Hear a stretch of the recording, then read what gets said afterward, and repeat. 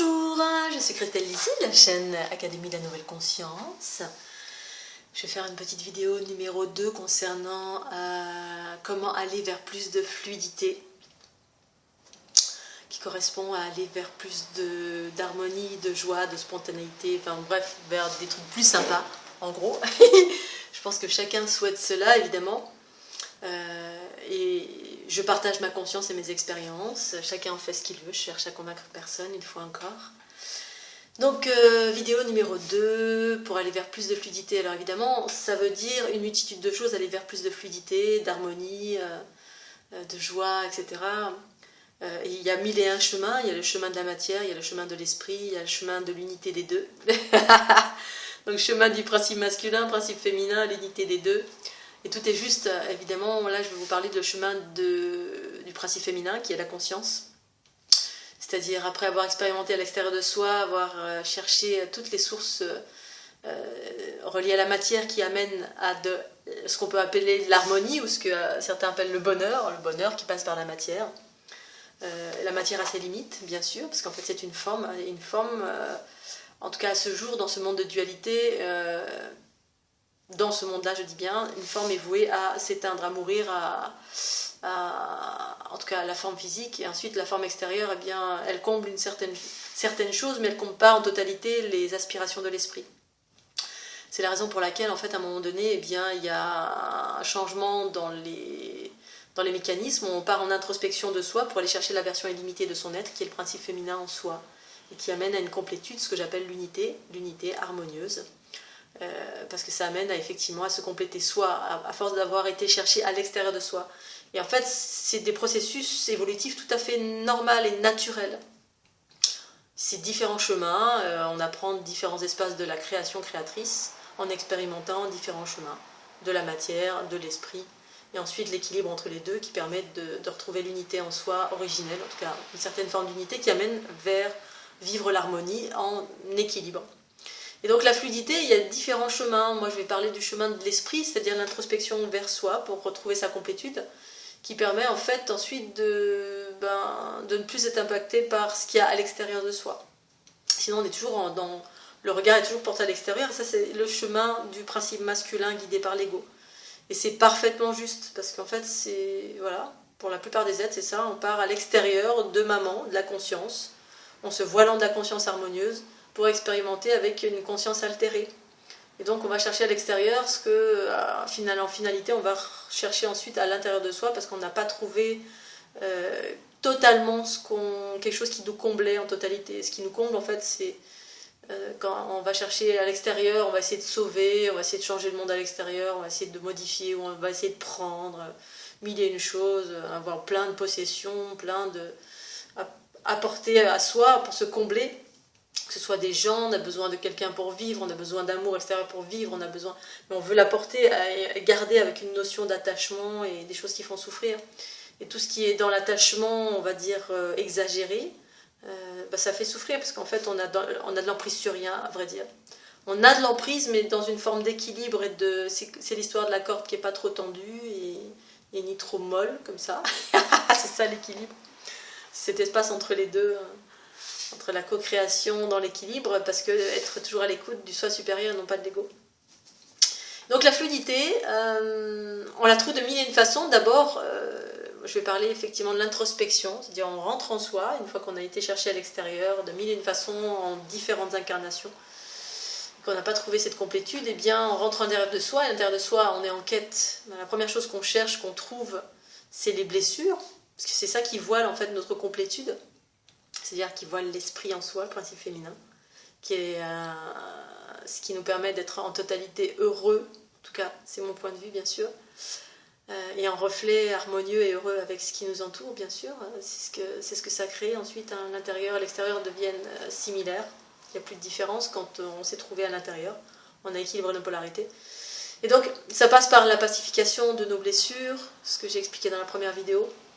Et cette pacification passe par la transformation de nos ombres en lumière, donc c'est-à-dire tous nos bobos, nos blessures inconscientes qui dirigent nos pensées, paroles, actions dans la distorsion. C'est-à-dire ça génère des trucs qui sont pas fluides, qui sont plutôt contractés comme ça. et voilà, et qui nous affaiblissent de mille et une façons parce qu'on est tout le temps dans une forme de combat, d'ingérence, de victimisation, etc. Et on boucle, parce que en fait c'est le mental, derrière le mental c'est une blessure, cette blessure va nous porter atteinte, nous porter préjudice, va attirer des choses extérieures à nous qui vont nous rajouter, parce que ça va venir résonner, ça va rajouter des choses. Donc quand on rentre en soi, pour pacifier ces blessures, eh bien, on va les pacifier en les embrassant. Il y a différentes techniques. D'abord, calmer le mental, parce que le mental égotique, il devient maître en soi. Hein, c'est le maître du monde, la maîtresse du monde. Ah, je suis maître du monde, qui va tout diriger et tout contrôler surtout, pour que surtout il n'arrive pas ce qu'on ne veut pas qu'il arrive. Voilà. Et ça crée de la contraction encore plus. C'est-à-dire en mode défense, contraction, combat, victime, etc. Toutes les distorsions pour éviter certaines choses ou éviter de rencontrer nos peurs qui en fait sont derrière pour tout simplement être guéries. Hein. Elles interagissent pour qu'on puisse les voir. Donc ce qui est intéressant comme travail sur soi, c'est tous les outils que proposent les thérapeutes alternatifs ou les pratiques alternatives, etc. C'est la conscience, c'est la base, tout ce qui est en lien avec la fluidité, c'est par exemple le souffle, travailler le souffle. Travailler la méditation qui permet de poser le mental, se calmer, se centrer. Il y a différentes façons de se centrer. Il y en a qui utilisent des mantras, c'est-à-dire un mot qu'on va répéter de mille et une façons, à plusieurs reprises pour pouvoir squeezer les pensées complètement égotiques là, qui tournent, qui nous font souffrir ou qu'on ne contrôle absolument pas. En fait, il y a contrôle et maîtrise. L'ego veut contrôler, la maîtrise, c'est le soi supérieur. Travailler le souffle, c'est quelque chose de basique qui pour moi permet de calmer, créer de la fluidité en soi, apaiser, qui permet à la vie de circuler à nouveau et non pas à l'ego. La vie de circuler, mais d'abord ça apaise. Ça apaise, ça dilate le corps, tous nos corps vibratoires. Et c'est une pratique simple donc à faire au quotidien, à chaque instant. Respirer consciemment. Consciemment, c'est tout simplement avoir la conscience que ici maintenant je respire. Parce qu'effectivement au quotidien on respire, hein, sinon on serait mort, enfin le corps. Mais être l'esprit et le corps au même endroit, c'est ça la conscience. C'est-à-dire, là je prends conscience que de l'air rentre dans mon nez, par exemple, je suis le trajet, je peux suivre mes poumons dans mon ventre, ça dépend comment on respire, il y a différentes techniques respiratoires, mais ce serait le b.a.-ba du début de la fluidité. Faire venir de la fluidité en soi par la respiration. Ensuite, il y a les pratiques énergétiques. On peut pratiquer du tai chi, du qigong, le chi kundalini, ça c'est ma pratique à moi, le mouvement spontané, qui, toujours pareil, qui permet à l'esprit d'être là où est le corps. C'est-à-dire, l'esprit est au même endroit que le corps. Mettre son attention là où je suis. Ça peut être ramener l'esprit dans un périmètre proche du corps. Ça crée de la fluidité aussi. C'est être dans l'instant présent en quelque sorte. Avoir cette capacité, redonner le pouvoir à l'esprit supérieur, le soi supérieur, la conscience en soi et non pas l'ego, de se poser. Et si respirer ça ne fonctionne pas, tout simplement se poser dans la nature et se poser sur ce qui se passe autour de soi, dans un périmètre proche. Un oiseau qui chante, le vent qui fait bouger les cheveux, le soleil sur sa peau, les bruits que votre corps vous donne à entendre dans un périmètre proche. Ça vous met dans l'instant présent. Vous faites le focus sur quelque chose qui se passe ici et maintenant tout de suite. Dans la nature, pourquoi ? Parce que c'est plus agréable et puis c'est plus harmonieux. Pour autant, vous pouvez être dans une ville, un café, et puis regarder les gens qui passent. Vous êtes à ce que vous faites. Ça amène à de la fluidité. Vous êtes dans la fluidité de la vie qui se passe dans l'instant présent. Voilà. Pas tout le temps dans les projections à droite, à gauche, à côté. Pour autant, c'est juste aussi ces projections. Mais d'abord, vous devez redonner les commandes au soi supérieur. Et c'est en retrouvant en pratiquant ces petits exercices qui redonnent une fluidité à la vie et non plus à l'ego qui dirigeait. Pratiquer l'aspect positif de chaque chose, c'est-à-dire tout ce qui peut vous arriver dans la vie, le voir relativiser et voir les choses, tourner ces choses-là en aspect positif. Alors effectivement, moi, très souvent, depuis que j'étais jeune, on me disait que j'étais quelqu'un de naïf, que j'étais dans le monde des bisounours, etc. Mais en fait, non, j'ai surtout aujourd'hui, du haut de mon grand âge, eh bien, j'avais cette force de transformer et de voir les choses positivement plutôt que négativement dans un monde où tout, on va dire 90% des choses sont vues négativement. Et donc c'est plutôt une force de voir les choses positivement parce que au contraire ça amène à de la fluidité, ça amène à co-créer ensuite, à devenir soi-même quelqu'un de positif, donc fluide, beaucoup plus dans le détachement, dans le recul de ce qui surgit dans la vie, avoir une capacité effectivement à appréhender les choses positivement, c'est plutôt une force.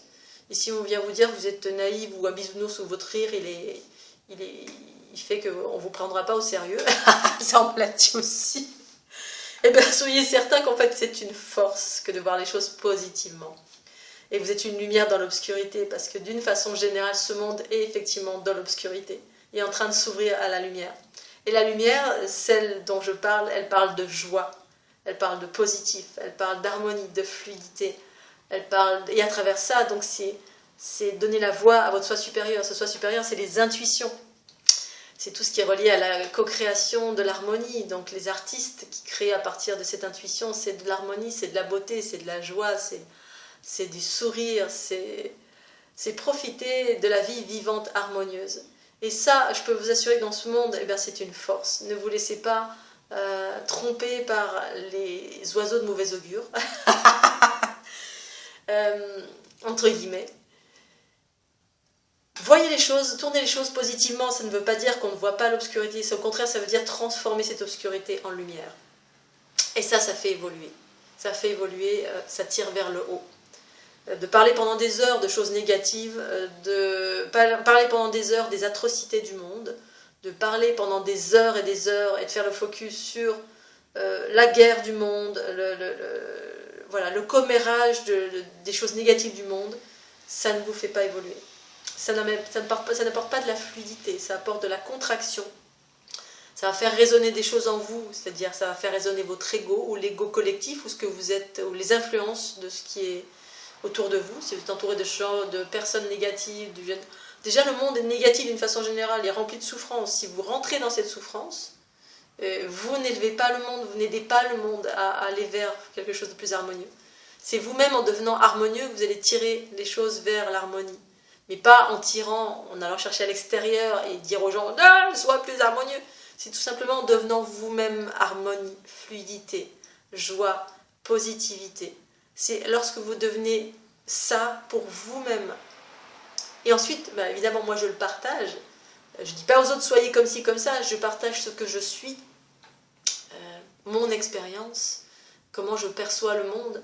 Et ensuite, chacun fait comme il veut avec ce que j'expérimente et ce que je partage. La fluidité, c'est tous les aspects positifs. Donc, travailler cette fluidité avec cet instant présent. Voilà. La notion d'instant présent, c'est effectivement le focus ici maintenant sur ce qui se passe, sans faire de projection sur des aspects négatifs de la vie. On peut faire des projections pour soi. Une projection, c'est une pensée qui fait un focus quelque part. C'est-à-dire, on a un désir. Le désir, c'est le moteur. Si on n'a pas de désir, on est mort en gros. Donc je désire faire le tour du monde. Boum, une pensée par quelque part. Boum, elle est là. Boum. Comment je vais faire ce tour du monde? Et je vais mettre en mouvement des actions pour pouvoir mettre en mouvement, expérimenter ce tour du monde. Donc ça, c'est une projection. Elle est pour moi, cette projection. Je ne vais pas faire une projection sur oh toi demain il va te passer des trucs pas cool, il va t'arriver ça, si tu continues à faire ça, bref. Les oiseaux de mauvais augure, c'est quasiment... J'observe beaucoup ça autour de moi. Les gens passent beaucoup de temps à parler des autres, à parler des atrocités du monde. Par contre, de leur beauté du quotidien, de leur réalisation, non. Parce qu'en fait, l'ego en soi préfère commérer, nourrir les injustices du monde. Alors évidemment, il faut parfois parler de certaines choses. En tout cas, il y a des éveilleurs qui parlent des atrocités du monde. Mais faire le focus sans arrêt là-dessus, ça élève pas. en tout cas particulièrement à l'heure actuelle. Pourquoi? Parce qu'on va vers une transformation de l'ombre en lumière, et que c'est vous, en devenant heureux dans votre vie, qui allez davantage rayonner plutôt que d'aller essayer de transformer le monde en allant parler d'atrocités au quotidien. Bon, pour autant, c'était une réalité à ce jour. Voilà, il y en a toujours eu des guerriers et des guerrières de lumière qui partaient en quête extérieure. Ça a mis beaucoup de voiles sur le cœur, sur l'individu. Ça nourrit la colère aussi. C'est un chemin comme un autre. C'est pas celui que je propose plutôt effectivement partir en introspection, trouver son amour intérieur et ensuite vivre ça pour soi. Ce qui permet de rayonner ça autour, parce que les gens ont envie de ça. C'est la quête de chacun, qui est de l'harmonie en soi, et cette harmonie en soi génère de l'harmonie autour de soi, de la beauté, de l'amour, voilà, quels que soient les prismes, les événements de la vie, les comportements. C'est ce que je rencontre au quotidien, en tout cas pour moi, parce que je suis cela, je vis cela pour moi en priorité. La fluidité, donc, ce serait respirer, ce serait méditer, ce serait nager aussi, ça je ne l'ai pas dit, aller beaucoup dans l'eau, être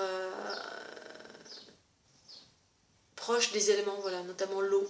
L'eau de source, l'eau pour moi, l'eau de rivière, l'eau de torrent, des montagnes, qui est proche de cette fluidité, qui est un élément qui va très très très très vite. L'eau qui circule en spirale, qui circule un peu dans tous les sens, donc avoisiner cette eau permet à soi de faire circuler notre eau intérieure, nos eaux intérieures, et d'aller vers plus de fluidité. Tout ce qui peut vous aider à aller vers cette fluidité au quotidien. Pratiquer de la gym, du yoga, quelque chose qui vous met dans la fluidité, parce que la fluidité du corps, si votre corps il est rigide, ça aide pas à l'esprit. En fait, ça va de pair. On peut avoir un esprit souple, ça amène à la souplesse du corps. Mais si le corps est rigide, c'est aussi pareil. Ça peut rendre une contraction au niveau de l'esprit. Dans les deux sens, ça fonctionne. Donc, si vous voulez avoir plus de fluidité, avoir une pratique qui vous amène à plus de fluidité, ça me semble juste. En tout cas, ça me semble important. La fluidité, c'est également être positive. Parce que être positif ou positif en chaque chose, ça amène à la fluidité de l'esprit. C'est-à-dire, du coup, on n'a plus d'accroche, plus de jugement, on est dans la neutralité ou l'accueil. Ça amène à plus de joie, plus de beauté, et parce qu'on abandonne en fait ces accroches. On n'est plus en train de mordre sur quelque chose et s'accrocher à quelque chose. Comme on est dans un torrent, puis on s'accroche à une corde, on s'accroche, ça va à contresens. Jusqu'à ce que, on lâche la corde, on part. Et là, on va se retrouver peut-être dans un endroit merveilleux. On ne sait pas, on lâche. Et ça, c'est de la fluidité aussi. Amener à la fluidité, on peut aussi danser. Je peux parler de la danse. Je danse beaucoup et ça m'apporte beaucoup de fluidité, mais aussi parce que je suis ça à l'intérieur de moi. Mais ça entretient cet espace de mon être, ou c'est une expression de mon être. Bref, l'un ou l'autre, c'est pareil. En tout cas, pour les gens qui se sentent dans la rigidité, l'enfermement, la contraction de l'esprit, ou le combat, où on est beaucoup, de danser, ça peut vous ouvrir à de la fluidité du corps, ensuite ouverture de l'esprit, parce que l'un va avec l'autre. Donc ça pourrait être un conseil que je pourrais vous donner, si ça vous parle ou pas, bien sûr. Danser dans le mode intuitif, par contre, j'ai pas précisé. Oui, parce qu'on peut danser, mais apprendre à danser. Là, ça vous met dans la rigidité, c'est-à-dire il y a des codes. Alors c'est bien aussi, mais si vous avez besoin de fluidité, c'est mieux de privilégier les danses intuitives, c'est-à-dire vous abandonner à ce qui s'en vient. C'est toujours une notion d'abandon, la fluidité. Donc s'abandonner, être à l'écoute de son soi intérieur. Donc en fait, c'est son cœur. Le cœur, c'est féminin, c'est sa sensibilité. C'est quelque chose qui coule, qui est fluide. Ça parle d'amour de soi. Ça parle de l'expression de soi, mais du soi supérieur. Et peut-être qu'avant de trouver soi supérieur, ça va être une expression peut-être du petit soi, donc l'ego. Mais c'est pas grave, allez-y, allez danser, abandonnez-vous, aimez-vous. Voilà, ça parle on s'abroge progressivement du regard des autres, du jugement des autres. C'est aussi ça, ça amène à de la fluidité. s'abroger du regard des autres, parce que c'est ce qui nous rend rigide en fait. On a toujours peur d'être jugé aussi, beaucoup même. C'est beaucoup de ça. Ce qui fait qu'on est dans cette rigidité, hein. On est tout contracté parce qu'on ne s'aime pas, qu'on a peur de bouger parce qu'on va nous juger. Parce que, je ne sais pas danser. Mais on s'en fout, danser ça veut dire quoi? C'est bouger son corps, point barre. Après il y a ceux qui vont juger la danse, mais on s'en fout, voilà. Aller faire des danses intuitives pour déployer cet espace de votre être qui a juste envie de s'exprimer. La fluidité, c'est l'expression aussi. C'est l'expression qui va vers une expression de plus en plus harmonieuse, de plus en plus bienveillante. Voilà, envers soi-même, donc envers les autres. Il n'y a plus de notion de supérieur, d'inférieur, de toi tu devrais, moi je devrais, toi c'est mieux, toi c'est mal. La danse codifiée, elle est ce qu'elle est. Si on danse le rock, la salsa, ou un truc où on a appris, c'est carré. Il y aura toujours des gens pour juger de toute façon ce que vous allez faire. Donc être ou ne pas être, bon, alors autant faites, parce que sinon vous allez louper des choses. Et en fait on a une vie, et cette vie elle est faite pour exprimer, pour partager, pour expérimenter. Et autant que faire se peut, vivre des choses belles, des choses qui vous font plaisir, des choses qui sont dans votre fluidité. Voilà, la danse. Qu'est-ce qu'il pourrait y avoir d'autre? La fluidité, c'est quand vous faites ce que vous aimez aussi, ça apporte de la fluidité. Parce qu'en gros, on est là pour ça, pour faire ce qu'on a envie de faire. Bon, évidemment, si vous avez envie de tuer ou d'étrangler quelqu'un, évitez. Là, la vidéo s'adresse aux gens qui vont vers l'harmonie. L'harmonie. Ma version de l'harmonieuse, c'est ne porter atteinte à personne. Voilà, ne pas porter atteinte, ne pas nuire à la vie de quelqu'un. Après, évidemment, porter atteinte, c'est aussi une expression diverse et variée selon où on en est. Mais faire ce qu'on veut, c'est-à-dire, si vous avez envie de peindre, peignez. Si vous avez envie de voyager, voyagez. Si vous avez envie de dire je t'aime à quelqu'un, dites je t'aime à quelqu'un. Faites, exprimez, expérimentez. La vie est faite d'expériences et en fait elle n'est que ça, elle n'est qu'expérience et ces expériences nous font évoluer en fonction de ce qui nous revient comme reflet. Évidemment, si vous dites à quelqu'un que c'est un connard, vous risquez d'avoir un retour qui va vous faire pareil. Si vous dites à quelqu'un qu'elle est belle, vous allez avoir un retour similaire. Pour autant, il n'y a pas d'attente. Moi, ça m'arrive très souvent de dire à une personne qu'elle est belle, qu'elle est merveilleuse, qu'elle est un hymne au féminin, ou qu'un être me fait vibrer, que ce soit un homme ou une femme. Donc évidemment, je dis ce qui me vient, et ce qui me vient, c'est plutôt quelque chose de bienveillant. Parce que j'en suis là aujourd'hui. Bon. Pour autant, si vous avez envie de dire un truc pas sympa à quelqu'un, parce que pour X raisons, dites-le. Vous aurez le retour qui ira avec. La vie, en fait, c'est ça le reflet. C'est que le retour nous fait grandir. Parce que si on dit un truc qui n'est pas forcément bienveillant, on peut se prendre une claque. Et après, c'est relatif, évidemment, à soi, aux autres, aux notions diverses et variées. Mais ça apprend et ça fait évoluer de toute façon, quoi qu'on fasse, quoi qu'on dise, quoi qu'on pense. Le but quand même, c'est d'aller vers de plus en plus d'harmonie dans nos pensées, nos paroles et nos actions. Voilà pour ce qui est de la fluidité. Je vais m'arrêter là et puis je vous dire à très bientôt sur la chaîne Académie de Nouvelle Conscience. Et pensez au petit pouce bleu, c'est important. Salut!